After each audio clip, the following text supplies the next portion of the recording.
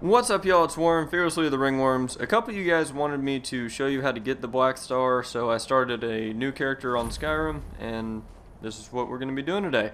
First, you need to hire a carriage and get it to take you to Winterhold, and then you can just wander over to the very top of this mountain to get to the shrine. I'm playing on very easy just because I've already done this and I didn't want to have to struggle, because when you get to the place that has the star, there is a shit ton of enemies, and they all use magic and stuff, so I wanted to be able to run through it. It's not a really hard mission unless you're on a pretty hard difficulty. Endangered by water, yet untouched by it. It is cryptic, I know, but Azura's signs are never wrong. I believe the fortress may refer to Winterhold. Ask if they know this elven enchanter. And we have started the quest. So after that, if you talk to that crazy old lady, you are going to fast travel back to Winterhold and go inside the frozen something or other and talk to this grumpy old elf dude. You can talk to him a couple different ways. It doesn't matter. It always ends up the same. I ended up having to pay him just because I literally started the game and this is all I've done. So I had to pay him to get him to tell me what I wanted to know. You're working with the Daedra? Right. Now tell me the one about the Argonian maid and the lusty baron. But eventually he will tell you where the guy that was working on the star is, or whatever this fucking dude was doing, and he's way the fuck over here in a lake thing. So yeah, just fast travel to the Guardian Stone. If you didn't find that when you first left the castle at the very beginning of the game, you can just go to the town, and it's not a really long trek.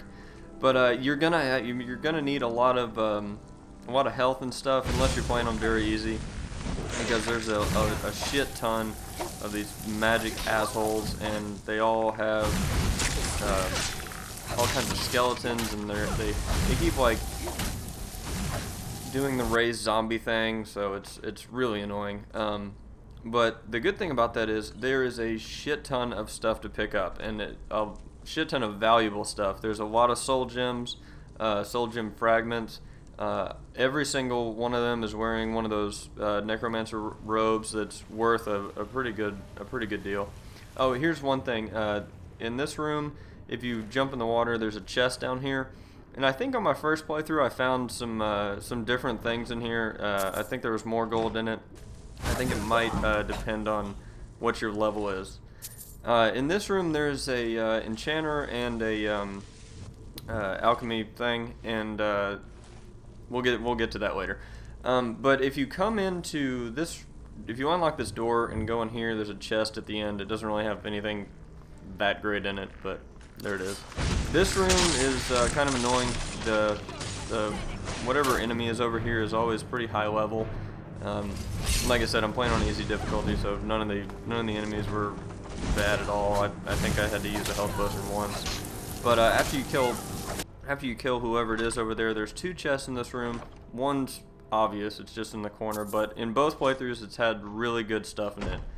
I think the first time I did it, it had some really good stuff in it. And there's a hidden chest in this one.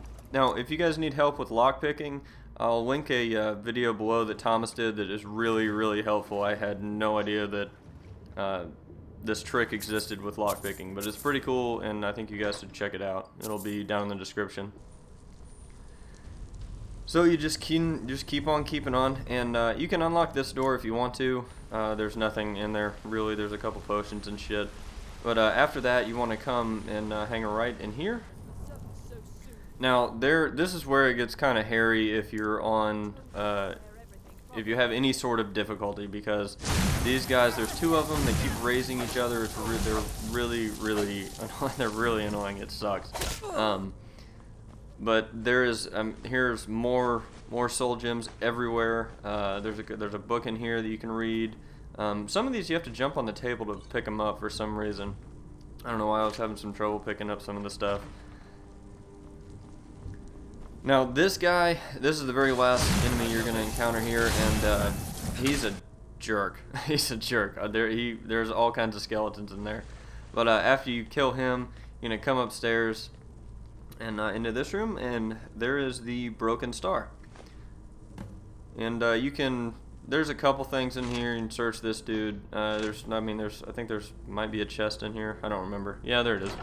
Now, you can leave if you want to, but if you don't have a lot of enchantments or whatever you want to level up your enchanting and stuff, you can go back downstairs to the enchanter, and all the shit that you picked up from the chests and stuff, and all the robes that those guys were wearing. Especially if you're not going to be a mage and you want to wear armor, you can go ahead and just disenchant everything, and you'll have a shit ton of enchantments to use, and that way you can have a good selection whenever you start using the Black Star to make some pretty decent money off of whatever weapon you enchant. Now this is where you have a choice. You can either take it back to Azura and it'll get transformed into the white version, but don't do that, because you can if you want, but you don't. There's no other benefit at all. You don't get anything different. It's just you have to kill really, really big animals and stuff, and it's hard shit to get the Grand Soul if you're doing it the white way. But the black way, any human is a Grand Soul, and so it's really, really easy. Give me a minute. So yeah, we are going to go inside a soul gem. If we were to somehow send a soul inside the star, one that was ready to overpower Malin from the inside. Let's fucking do this. There's something Ooh, pretty. This is a good place to save. The first time I did it, I died a couple times in here just because these guys are fucking assholes. They, for some reason, I like went back up there and hid, and they were shooting lightning bolts at me or something. And they were like going through the wall, fucking wall hacks or something. I don't know.